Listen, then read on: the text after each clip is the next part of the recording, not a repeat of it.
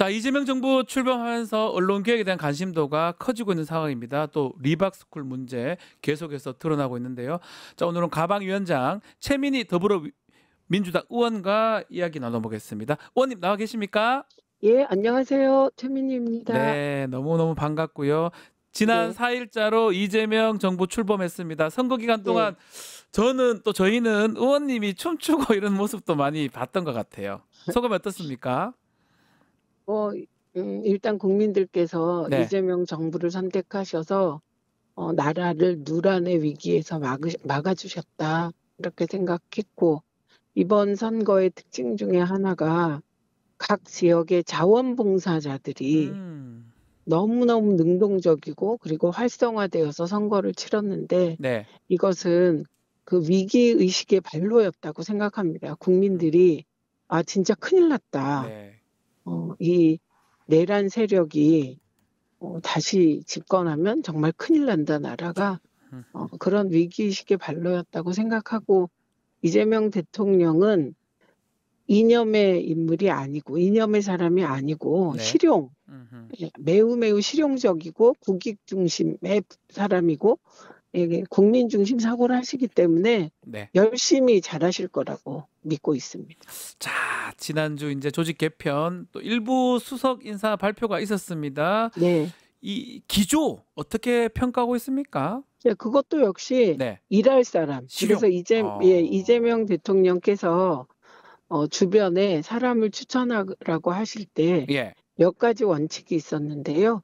그 중에 가장 중요한 게 일머리가 있는 사람을 추천해 음. 달라고 그렇게 음. 말씀하셨다고 합니다. 음. 그리고 개혁, 반명, 친명 이런 거는 음. 중요하지 않다. 네. 일머리가 가장 중요하고 또 선거를 위하여 직을 활용하려고 하지 않는 사람이어야 한다. 음. 네, 이렇게 말씀을 하셨다고 합니다. 네. 자, 그러면 뭐 지금 말씀하신 것 중에 이재명 정부에서 가장 좀 기대되는 점 어떤 게 있을까요? 의원님 보시기에는? 첫째는 네. 민생 중심의 예. 실용 경제 정책을 펼 것으로 아. 생각합니다. 예. 저는 정치의 존재 이유가 음. 국민을 등 따시고 배부르게 하여 한포 고복, 배를 두드리면서 하늘을 찬양한다 이런 거잖아요. 예. 칭송한다. 그러니까 음. 대통령이 정말 우리가 지도자 하나 바뀌었는데 이렇게 우리의 삶이 나아졌구나. 음. 네, 그래서 첫 번째가 국민의 삶을 바꾸는 정치. 예, 그게 이재명 대통령이 오랫동안 하시고 싶었던 정치입니다. 네. 그래서 그 부분에 가장 중요한 방점이 있을 것이다. 음. 그리고 두 번째는 그러려면 큰 틀의 경제 회복 그리고 경제 성장의 방향을 제시해야 되는데요. 네. 거기에서 가장 중요한 것은 내란을 종식시키는 것입니다. 음. 우리가 봤잖아요. 네. 비상계엄이 일어나니까 우리의 일상의 삶이 파괴되고 국격이 추락하고 그다음에 경제 지표가 한없이 떨어지는 걸 봤잖아요. 맞습니다. 그래서 내란을 종식하고 음. 민주회복, 민주주의가 튼튼하게 저 나라에 자리하고 있다는 메시지가 전 세계에 나가야 음흠. 예, 그 외교가 잘 되고 외교라는 게 사실은 기본이 경제 잘하게 하기 위해 외교하는 거잖아요. 네. 예, 그래서 내란 종식이 매우 매우 중요하다. 이게 두 번째고요. 네. 세 번째는 그 개혁을 하지 않으면 윤석열, 김건희가 망쳐놓은 기강을 잡을 수가 없습니다. 음. 우리가 많은 걸 봐왔지만 검찰이 이토록 윤석열과 김건희 한 부부를 위하여 작동한 적이 있습니까? 음. 없잖아요. 네. 예, 그리고 방송도 마찬가지입니다. 음흠. 방송계 주요 인사들이 김건희에게 예를 들면 그 고급 디올백을 파우치라고 하면 발탁되고, 네. 예, 그리고 김건희를 평범한 주부다 이렇게 해서 방어하면 주요 자리에 발탁되고 이거 있을 수 없는 거잖아요. 그렇죠. 예, 그래서 개혁의 핵심은 음흠. 원칙과 기강을 세우는 것이라고 생각하고 음. 그것을 제도가 뒷받침하게 만드는 거라고 생각해서 네. 검찰 개혁 그리고 저희 과방위는 방송 개혁 언론 개혁. 마무리하겠습니다. 그 언론 개혁 질문 한번 드려보겠습니다. 윤석열 정부 때 돌아보면 정말 이틀막 정부 아니었나 이런 생각이 좀 네, 드는데 네. 가방위원장이십니다. 언론 개혁을 위해서 어떤 게 필요하다고 보십니까? 우선 언론 개혁이라고 얘기를 하면 네. 신문까지 다 들어가거든요. 신문까지요. 예. 근데 신문 개혁은 음흠. 문체위 소관입니다. 맞습니다. 예, 예. 문화체육위원회. 그래서 과방위 소관이 아니라는 점 음. 우선 가닥부터 잡아서 말씀드리고요. 예. 저희는 어쨌든 방송, 통신 이쪽 개혁을 얘기하는 겁니다. 네. 근데 개혁의 방향은 크게 두 가지라고 생각해요. 일단 공영방송을 중립화시키고 독립시켜서 방송의 자유를 극대화해 주는 것. 음흠. 네, 그래서 요거는 방송사법 개정안이 이미 올라가 있고 네. 그중에서 방통위 개혁안은 과기부 개혁안과 같이 정부 조직 개편과 맞물려야 되기 때문에 예. 그것은 시간이 조금 걸릴 것 같고요. 음흠. 방송 3법은 빠른 시일 안에 통과시켜야 한다고 지난 생각합니다. 거부권 때문에 막혔던 거죠? 네, 근데 그 법들. 거부권 네. 때문에 막힌 안은 21대 안이고요. 네. 그리고 그 이후에 민주당 의원들이 여러 가지 안을 냈습니다. 예. 예, 그 21대 안 중에 음흠. 그래도 최소한 많은 사람들이 문제 제기한 부분, 예, 그런 부분에 대해서는 심도 깊은 논의를 과방위원 플러스 시민사회, 노조 등의 의견 수렴을 이미 거쳤습니다. 예. 예, 그래서 저희가 생각하기에는 가장 합리적인 안을 도출해서 음흠. 예, 빠르게 통과시킬 생각이고요. 그 네. 핵심은 이 부분은 정말 이재명 대통령의 결단인데요. 음흠. 보통은 야당일 때는 방송 개혁하자 그랬다가 맞아요. 여당이 되는 순간 안 합니다. 싫어져요. 예. 예, 근데 이재명 대통령께서는 마지막에 음흠. 예, 공식 선거운동 시작되기 얼마 전에 제 과방위원장이니까요. 네. 방송상법에 대한 의견을 나눴을 때 그냥 합시다. 그렇게 말씀하시더라고요. 네. 예, 그래서 저희가 가장 곤란했던 순간이 왜 문재인 정부 때 180석 여당일 때 방송 독립화 법안을 통과시키지 않았냐. 못했죠 그때. 이 예. 부분에 대한 질문을 많이 받았는데요. 그때 솔직하게 저는 국회에 없었지만 네. 우리가 잘못했다, 죄송하다, 이렇게 말씀드렸는데, 어쨌든 이거는 민주당과 이재명 대통령이 방송은 독립시키자, 이렇게 합의를 봤기 때문에 예, 저희는 빠르게 통과시킬 생각입니다. 자, 뭐 같은 맥락에서 KBS 사장, 박장범 사장 예. 어떻게 됩니까? 해임을 뭐 시키거나 이렇게 할 수는 없는 거잖아요. 아니, 그거는 하면 안 되고요. 예. 그리고 보수 정권의 특징이 어거지로 사장들을 쫓아내는 거잖아요. 예. 그런데 이게 전반적으로 방송사 지배구조, 이게 이제 KBS 관련법, MBC법, 방문진법, 그리고 EBS법인데 이 법에서 방송을 독립화시키는 제도가 완성되고 새로운 법이 통과되면 기존 사장의 임기를 보장하기는 어렵겠죠. 예, 법이 통과되면 완전히 새롭게 재구조화돼야 되잖아요. 네. 네. 자, 뭐 또 구체적으로 또 유일임 방심위원장 얘기도 좀 나눠보면 네. 일단은 사의 표명했다가 사실 만에 그 제거가 됐습니다. 이게 네. 사표 수리가 된다고 뭐 제가 사라지는 건 아닐 것 같기도 한데요. 아니, 일단 그래서 제가 페북에 올렸는데요. 네. 유일임 위원장은 이미 고발되어 있어요. 아. 예, 그렇기 때문에 그런데 윤석열의 검경이 수사를 제대로 하지 않았죠.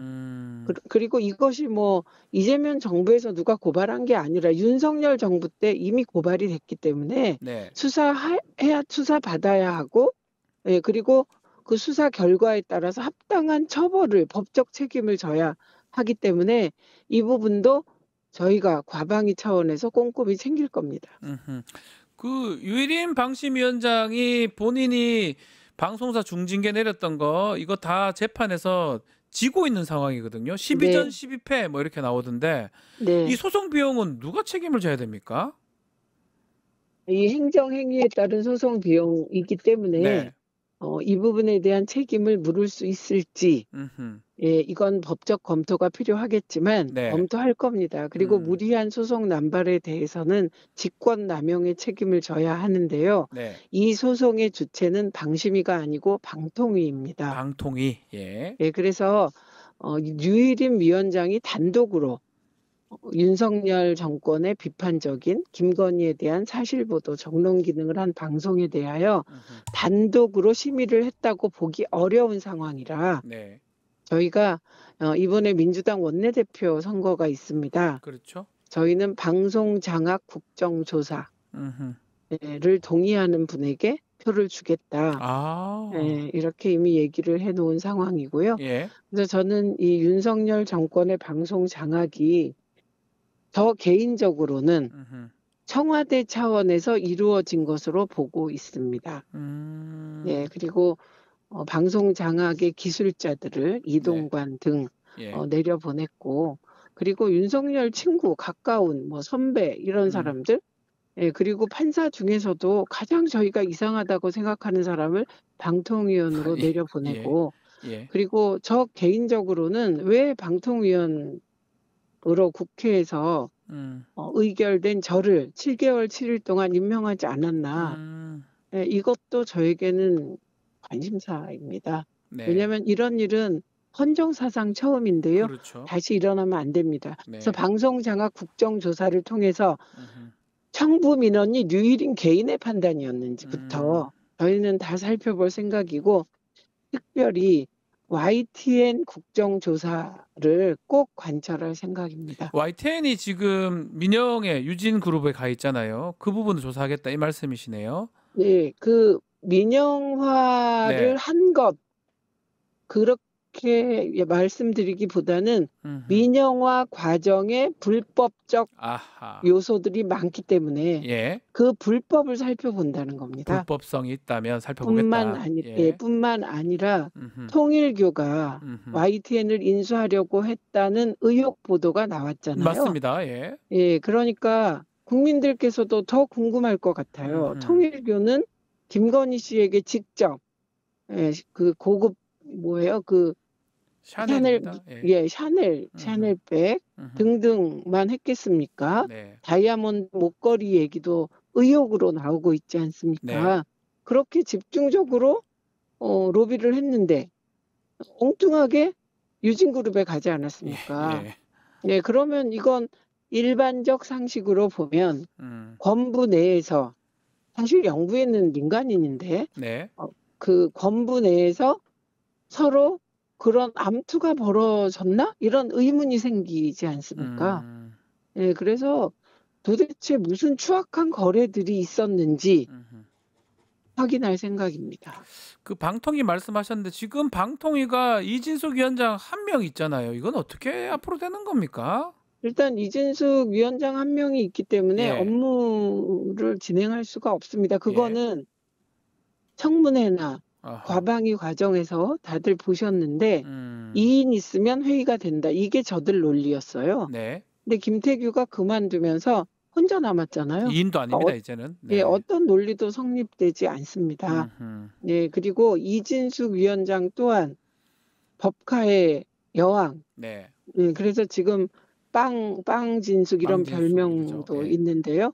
관련하여 고발돼 있고 수사가 다른 부분은 거의 진행이 된 것 같습니다. 예를 들면 대전 MBC 그리고 관계된 곳들은 수사가 된 것 같고, 오직 이진숙에 대해서만 직접 조사가 없었던 것 같아요. 그래서 이 부분도 형평성에 맞게 수사가 돼야 된다고 생각합니다. 그러니까 윤석열 검경의 특징은요, 친국힘 인사들은 무슨 짓을 해도 봐주고 질질 끌고, 친민주당, 그 다음에 이재명 대통령, 조국 전 대표 주변에 대하여는 정말 사돈팔촌까지 탈탈 턴다는 비난을 받았잖아요. 그렇죠. 이 검찰 개혁은 공정하게 수사가 이루어지지 않으면 윤석열 말대로 그건 조폭이잖아요. 그래서 반윤 혹은 윤석열과 다른 정파 쪽은 조폭처럼 수사하고, 그리고 윤석열 쪽은 다 봐주고, 이게 검찰 개혁을 촉발시킨 것이다. 이 말씀을 꼭 드리고 싶습니다. 그래서 이진숙도 수사받아야 한다. 수사받아야 된다. 한상혁 위원장은 불분명한 TV조선 건도 처음에는 점수 조작이었다가 그다음에는 이게 이름이 바뀌어요. 그렇죠. 예. 그렇게 했는데 한상혁 위원장이 버카를 빵을 100만 원어치 사고 이랬다면 그건 그냥 아웃되지 않았겠어요? 만약 그랬다면요. 예. 예. 그래서 이진숙 수사가 반드시 이루어져야 된다. 음흠. 그래서 경찰은 경찰 얘기를 저희가 들어보면 그 부분이 검찰의 수사 지휘를 아직 받게 되는데 검찰이 소극적이다라는 식의 얘기를 들었습니다. 네. 예. 그래서 어쨌든 빨리 수사해 주시기 바랍니다. 리박스쿨 이야기 좀 해보겠습니다. 지금 리박스쿨 손 대표가 설립한 한국늘보험교육연합회. 네. 요게 지금 뭐 강사 연수로 뭐 강사료 900만 원 지급됐다는 것도 있고. 서울 교대를 통해서요. 예, 서울 교대 통해서요. 네. 이게 아이들한테 극우단체 논리를 가르친다. 또 국가의 돈도 지급되고. 이거 어떻게 봐야 됩니까? 네, 이 부분은 네. 지금 대선이 끝났고 네, 이제 이게 끝났습니다. 이제 예. 저희의 경우도 과방위와 관련된 부분을 좀 들여다보다가 몇 개를 저희가 내보냈는데요. 근데 중요한 건 그런 개별 사안이 아닙니다. 아, 이게 MB 때 댓글 공작이 시작되잖아요. 예. 그런데 그때 MB 때 여러 가지 구조를 개편하려는 시도가 있었습니다. 우선 방송 쪽에 보면 종편이 그때 생겨요. 맞습니다. 예. 예, 그리고 그때 종편만 생긴 게 아니라 보수적인 그 방송학자들이 주장한 게 공영방송위원회만 따로 만들고 방송 정책 기능을 방송통신부 독임제로 가져오자.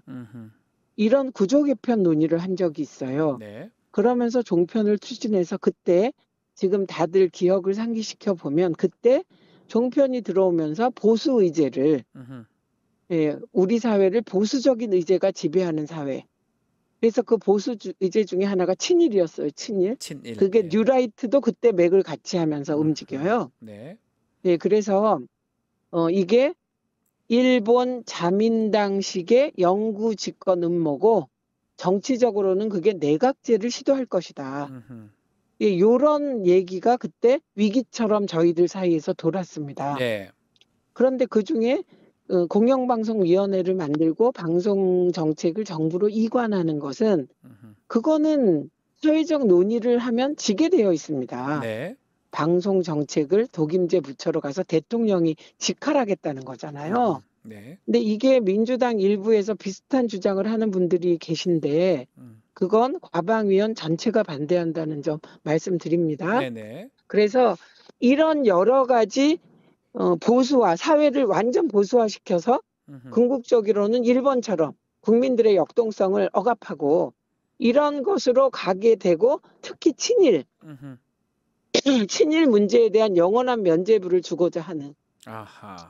그런 의도 하에 저는 리박스쿨도 기획된 한 파트라고 봅니다. 아, 기획된 것이다 이것도. 저는 그렇게 봅니다.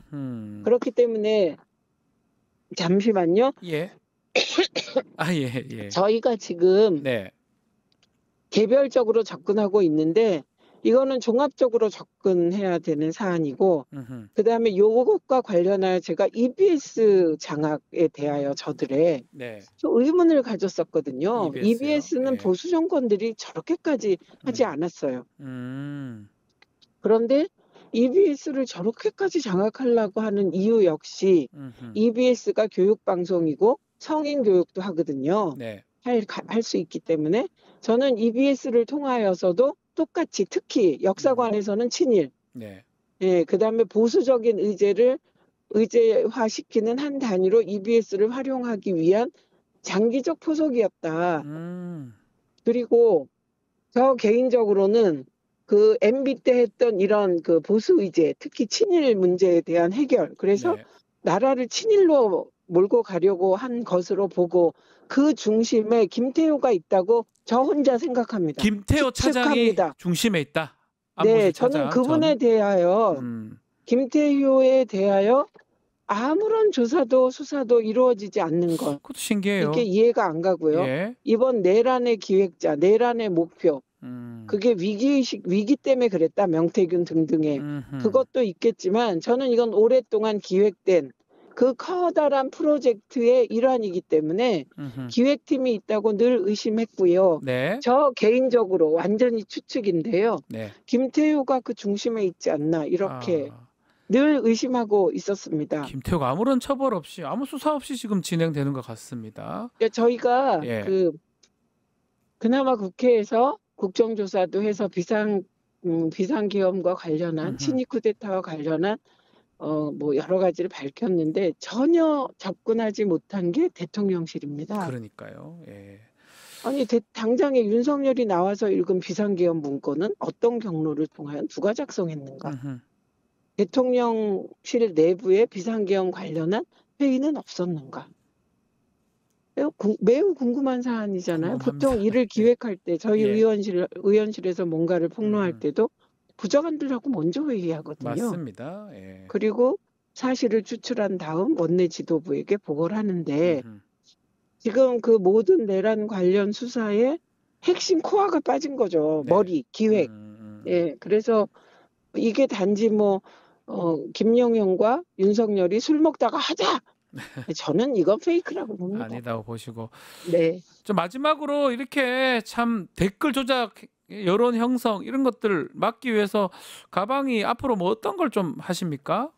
저희는 댓글이 주로 네이버나 다음이나 포털에서 댓글이 맞습니다. 진행되잖아요. 예, 포털 그래서 사이트. 이미 저희 이미 그 포털 사이트 들에게 자료 요청도 하고 있고 세심하게 들여다보고 있습니다.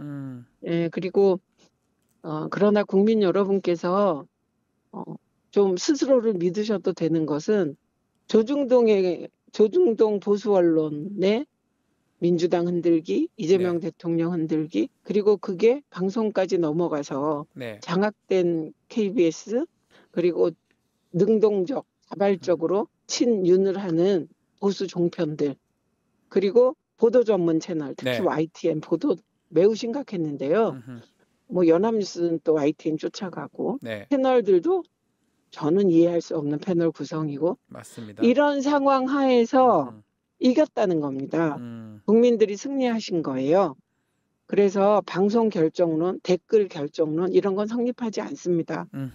예, 그렇기 때문에 깨어있는 시민들의 조직된 힘, 네, 그리고 이재명 대통령 후보의 정말 이번 선거에서 보여준 그 절절한 마음, 애국적 충정, 충직한 국민들에 대한 충직한 마음이 합쳐져서 이겼잖아요. 다만 여러분이 저희가 계속해서 제가 인사를 해요. 감사 인사를. 대선 딱 우리가 이기고 그 다음날 인사를 하는데 매우 우울하신 거예요. 이겼는데도. 이겼는데도요? 예, 이유가 뭐냐. 어떻게 내란 세력이 쿠데타까지 했는데 40%를 넘을 수가 많이 있습니까? 받았다 이 말씀이네요. 예, 그래서 그 이유가 우리가 그래도 380만 표, 400만 표 가까이 이겼잖아요. 대승인데 그래도 40% 넘는 건 상처받았다. 우리가 이런 환경이냐.